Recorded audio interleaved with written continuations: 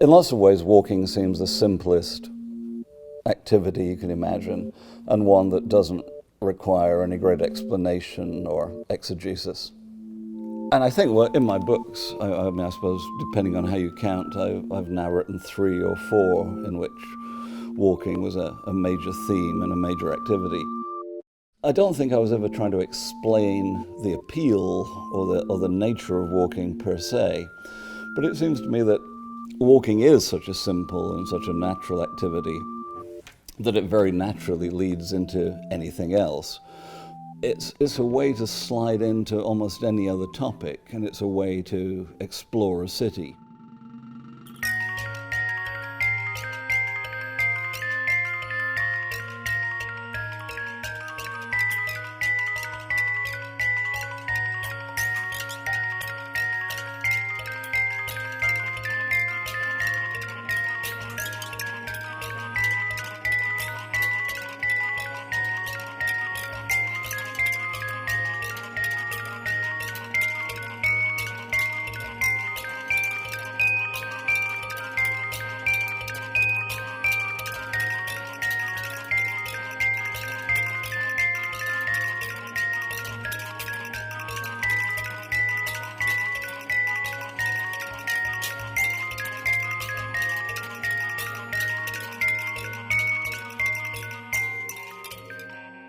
Hello, Geoff. Hello, Anthony. How are you? I'm good. And what are you looking at? I'm looking at the Hollywood Walk of Fame and other famous stars, and just noticing that Neil Armstrong and his crew from Apollo 11, they turn out to be TV stars. What do you think of these stars on the Walk of Fame, Geoff? Oh, I want one. Yeah. I want one, of course. And where we are now, these are actually in pretty good condition, but some of them get really wrecked. They really turn into ruins. Look at this terrible crack on Tina. She's losing her points a bit here and here. And I always wondered whether, visitors from the future would come here and think, oh, is Fraser Hunt buried down there?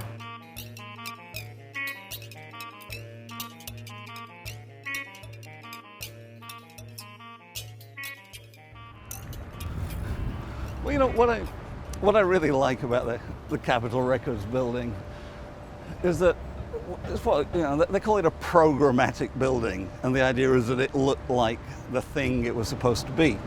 So it was supposed to be a pile of records, 7-inch or even 12-inch records, and that the post up at the top is supposedly the spindle, and it's this completely, meaningless look anymore. I mean, who knows what a pile of records looks like? Who knows what a record spindle is? And yet it's still this, amazingly cool building. And they supposedly have a fabulous echo chamber, an actual echo chamber down in the basement. And there's this amazing thing over here, which looks, and indeed is, a loudspeaker on the top of a pole. And you can see there's a sort of a step ladder, and then a place where you can stand. And I walked by it numerous times before I even had any curiosity about what it was. But I'm told it dates from 1942, post Pearl Harbor. And the notion, which seems as absurd now, and it must have seemed fairly absurd then, was that when the Japanese arrived in Santa Monica, I guess, some Hollywood guy would go up there and say, the Japanese are coming, the Japanese are coming. So like in Steven Spielberg's 1941, Yeah. the submersibles were going to come and wash up on the west side of Los Angeles, and somebody was going to activate the air raid siren? Yeah, and someone would stand up there and Up in that crow's nest. tell you what to do, Run. And here we are in 2014, and it's still there. I realize that I've always been interested in ruins. And when I got my first proper camera, when I was like 16, I went out looking for subjects.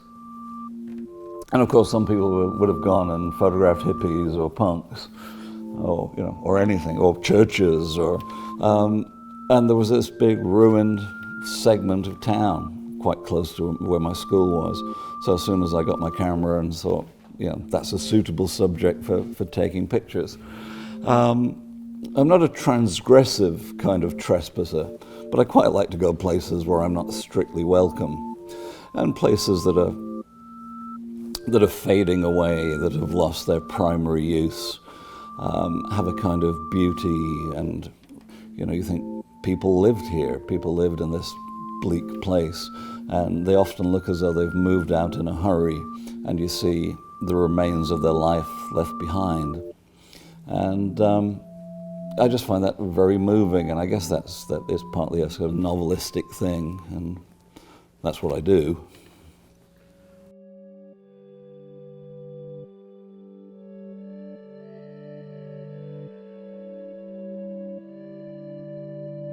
Now we're actually going to go underneath the Hollywood freeway. And this is a storage unit. It's the Hollywood storage unit, self-storage. And, it's this really dark, dingy place, nasty place, but I rather like it. And, if walls could talk, these walls are saying a lot. And they're kind of like cave paintings, and they're not unknowing. I mean, they're not primitive art, but it's art outside the academy.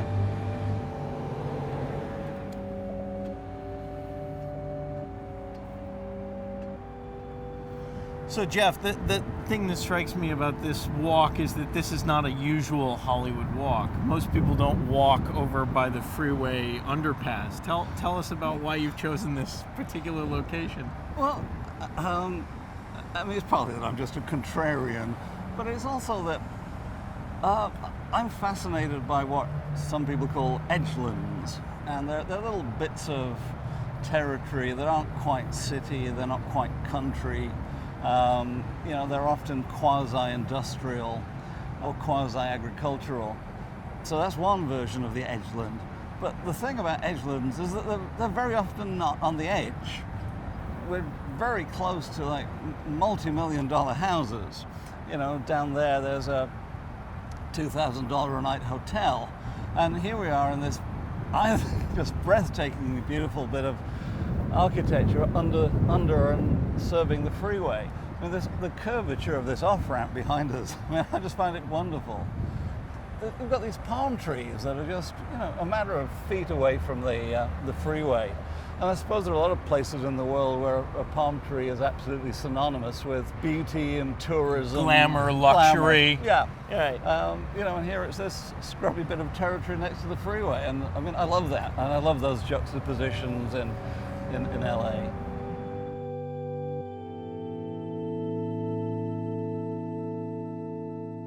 The thing we're looking at up here used to be a revolving restaurant, and it still looks like it ought to be a revolving restaurant, and it still looks like it ought to revolve.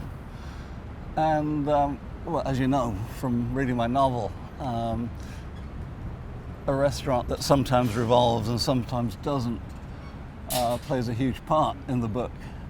The whole hotel has been taken over by squatters, and our heroine lives up there in the revolving restaurant, which I suppose is pretty much my idea of heaven. Obviously even cooler if it did revolve. But there are so few revolving restaurants, and I suppose the old joke is that all restaurants revolve if you stay there long enough and drink enough. But sometimes in my head it still revolves.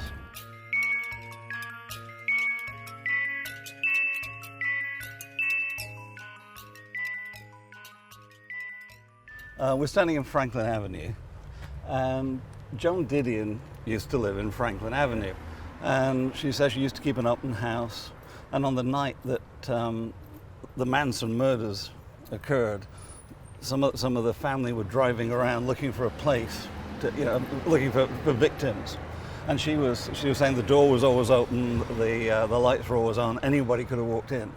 So all these years I've been walking along Franklin saying, I wonder where Joan Didion lives. And there's this very, very famous photograph by Julian Wasser of Miss Didion and her yellow Corvette standing in front of a garage. And after much walking backwards and forwards, I realized that this is it. And the only clues things have changed since Joan Didion's day.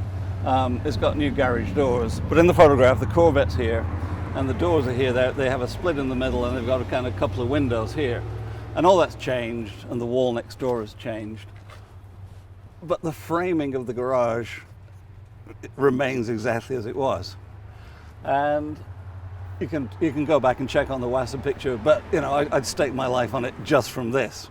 However, once you go and look at the house, there's a ton more evidence. I always feel a little bit bad about trespassing, but never that bad. But it does say welcome. One of the reasons that Joan Didion interests me so much is that she was part of my introduction to LA and California, partly the nonfiction. I mean, probably primarily the nonfiction. I mean, her description of waiting around in a recording studio for Jim Morrison to arrive. I wasn't aware that anyone had written about it that well, that tersely. But also her novels, particularly Played as It Lays. That just seemed, that told me more about LA and California than I knew anywhere else.